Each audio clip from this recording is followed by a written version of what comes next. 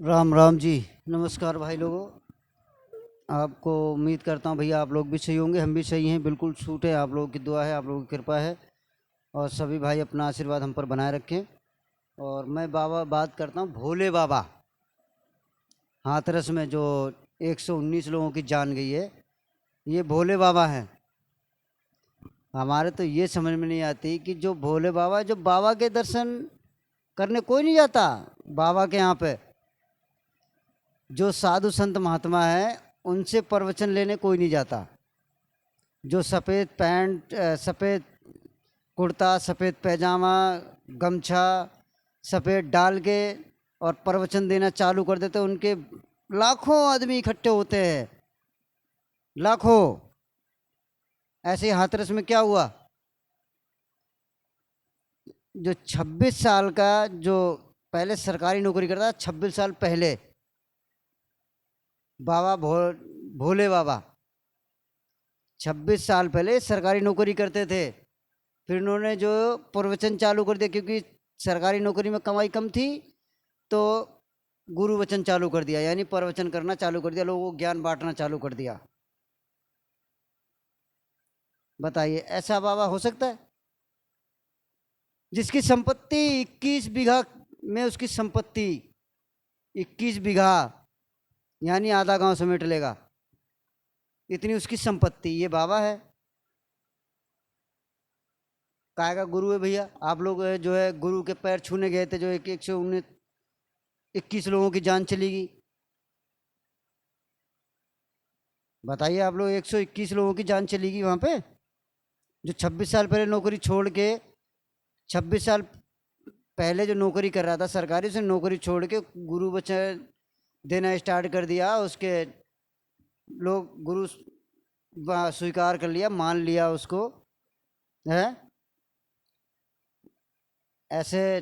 अभी देखो, हाथरस वाले बाबा जो है वो खुला चैलेंज करते हैं हाथरस वाले बाबा, जो भोले बाबा जिनको बोलते हैं। अब उसकी, अब बाबा तो गलत हो गया, लेकिन बाबा के ऊपर कानूनी कार्रवाई हो रही है। ये नहीं कानूनी कार्रवाई नहीं हो रही है उसके ऊपर। क्योंकि जब उसके ऊपर कानूनी कार्रवाई नहीं होगी तो उसको आदमी, ये जो 121 लोगों की जान गई, जिसमें 35 लोग घायल है, इनका जवाबदारी कौन है? सरकार है, वहाँ का पुलिस प्रशासन है, या खुद बाबा जी हैं, और या तो कमेटी के मेंबर है, जिन लोगों ने ये कमेटी में बागेश्वर भोले बाबा को बुलाया प्रवचन देने के लिए। इनमें से कौन दोषी है? दोषी तो बाबा है। जो भोले बाबा, जो बाबा है, लोगों ने उनको गुरु माना था। अब जो वो तो बाबा हो गए, लेकिन गुरु जी थे, लेकिन अब जो 121 लोग गए हैं, इन लोगों को जिंदा क्यों नहीं कर रहे वो? 121 लोग जो मरे हैं, 35 लोग घायल हैं।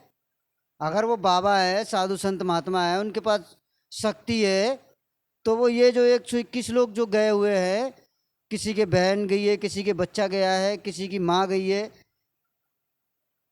इनको जिंदा करे ना वो। अरे धिक्कार है ऐसे बंदों पे, जो ऐसे पाखंडी लोगों के जो ना गुरु वचन सुनने जाते हैं। मैं धिक्कार करता हूँ ऐसे लोगों पे। जो बाबा साधु संत महात्मा होता है, वो संत महात्मा की तरह रहता है। ये कोई साधु हैं जो सफ़ेद पैंट पहन के, सफ़ेद उसके कुर्ता पैजामा पहन के, सफ़ेद गमछा डाल के और गुरु वचन दे रहे हैं बाप गद्दी पे बैठ के? 121 लोगों की जान गई है, कौन दोषी है इसका? बाबा तो छुपा छुपा छुपा घूम रहा है। उसे, उसके ऊपर अभी कोई कानूनी कार्रवाई ऐसी नहीं हुई है। जो उसके लोगों की उसने ज़मीन घेर रखी है, हड़प कर रखी है, तो उसके ऊपर कानूनी कार्रवाई होगी? कब होगी? अब 1-1 लाख रुपए का मुआवजा कर दिया सरकार ने, भाई 1-1 लाख रुपया दे दो, जो मर गया उसको 1 लाख रुपए दे दो, 1 लाख रुपए दे के और उसको केस को ख़त्म करो। यहाँ पे बाबा को भी तो अरेस्ट हो, गिरफ्तार करो। बाबा अभी तक खुला घूम रहा है आराम से, कोई कानूनी कार्रवाई उसके ऊपर नहीं है।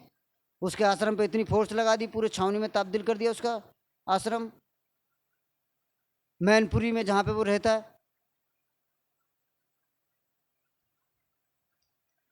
अब 121 लोगों की जान कैसे गई है मैं ये बता दूं आपको। 121 लोगों की जान ऐसे गई है कि जो पाखंडी बाबा थे, भोले बाबा, इनके पैर छूने के लिए गए।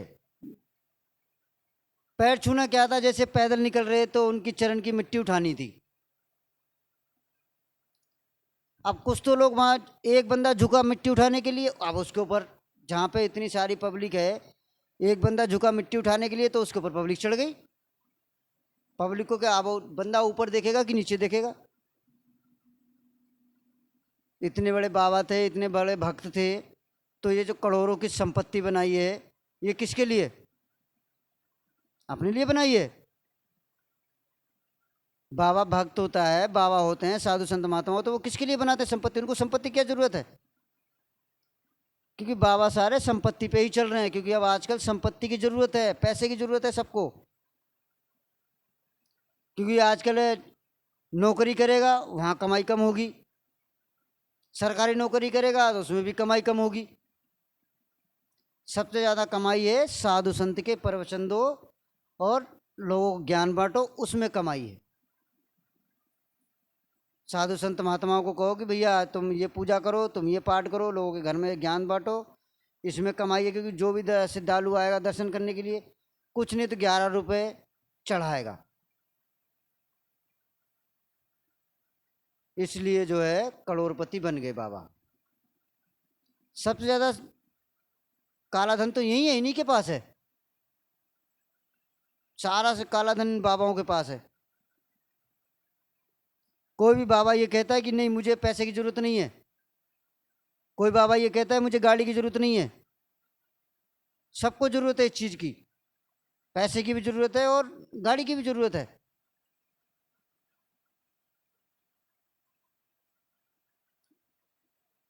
ना तो उसके पैर छूने जाते, ना इतना बड़ा हादसा होता।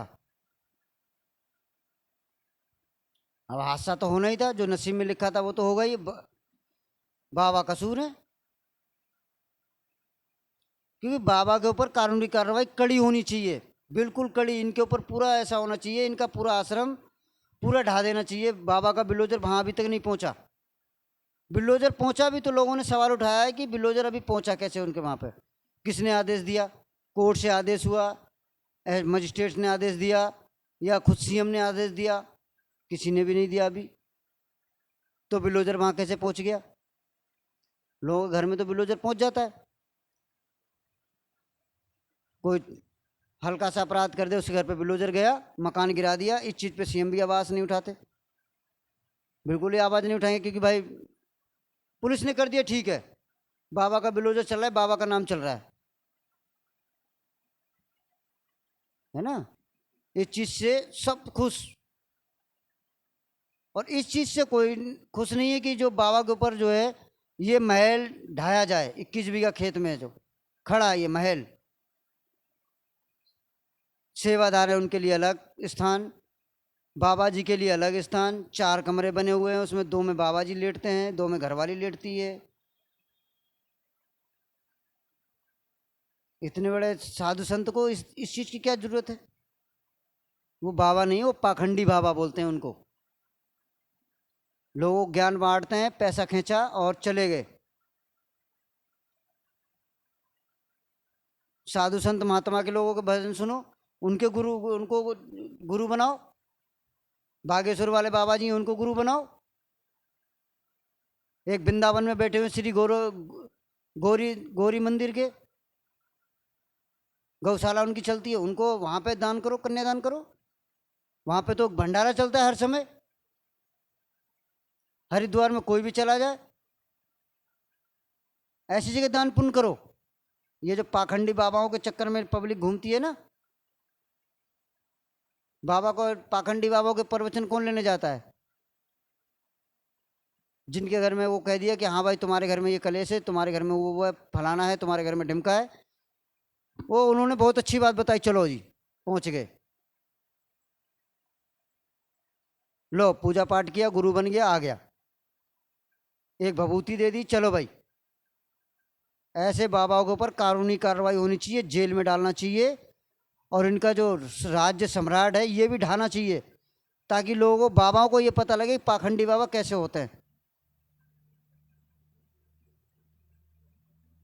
पाखंडी बाबा तो पहचान ही उनकी होती है इस चीज़ की। ठीक है, आप लोगों को हमारा वीडियो अच्छा लगे तो कमेंट करना, लाइक करना, चैनल को सब्सक्राइब करना। अगर नहीं अच्छा लगे तो वीडियो पूरा सुनना, उसके बाद लाइक, चैनल सब्सक्राइब कुछ नहीं करोगे आप लोग, सिर्फ आप लोग बताओगे कि हाँ भाई वीडियो सही है ख़राब है, बस। लाइक, चैनल सब्सक्राइब कुछ नहीं चाहिए आपका, सिर्फ आपकी सपोर्ट चाहिए मुझे, जो ऐसे बाबाओं को नंगा कर सके खड़े होके। जय हिंद, जय भारत।